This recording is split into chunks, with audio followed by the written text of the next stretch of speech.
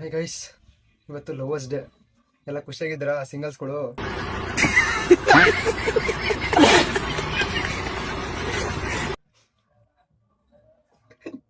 ನೋಡಕ್ಕಾಗದಂತ ಎಲ್ಲೆಲ್ಲಿ ಕೊಡ್ಕ ನಿಂತಿದ್ದೀರ ನೀವೆಲ್ಲ.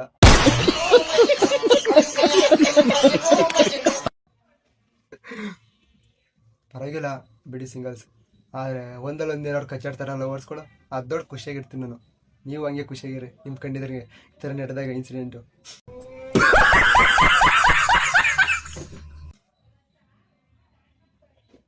25 ವರ್ಷ ಒಂದು ಹುಡುಗಿರ ನಮಗೆ ಕಣ್ಣೀರು ಕೂಡ ನಮ್ಮನ್ನ ನೋಡಲ್ಲ.